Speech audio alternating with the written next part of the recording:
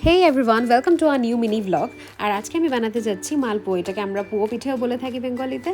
আজকে এটার জন্য আমাদের লাগছে নুন, মৌরি, 1 কাপ সুজি, 1 কাপ চিনি আর লাগছে আমাদের 2 কাপ ময়দা।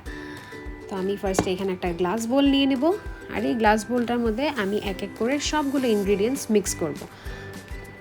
এখানে আমি ফার্স্টে দিয়ে দিচ্ছি 2 কাপ ময়দা, তারপরে দিয়ে দিচ্ছি 1 কাপ চিনি, তার উপরে অ্যাড করছি 1 কাপ সুজি আর তারপরে একটু ফ্লেভারের জন্য আমি দিয়ে দিচ্ছি খানিকটা মৌরি আর তারপরে স্বাদ অনুসারে আমি দিয়ে দেবো একটু নুন।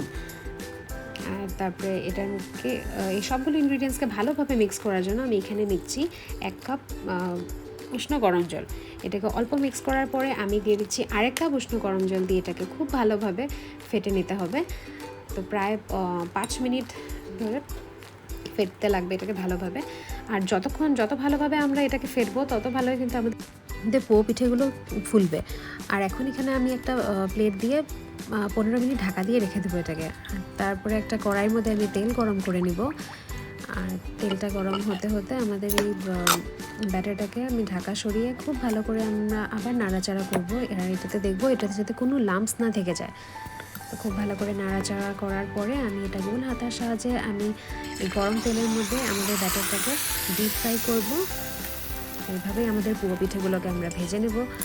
এক পিঠ হয়ে যাওয়ার পরে আমরা আবার উল্টে পাল্টে এটাকে আরেক পিঠ গোল্ডেন ব্রাউন হওয়া অবধি আমরা সুন্দর করে ভালো করে ফ্রাই করতে লাগবে। আর বাস আমাদের পুয়ো পিঠে এইভাবে রেডি হয়ে গেল। আপনাদের যদি আমাদের এই ভিডিওটা একটুকু ভালো লেগে থাকে তাহলে প্লিজ লাইক করতে ভুলবেন না। Thank you for watching.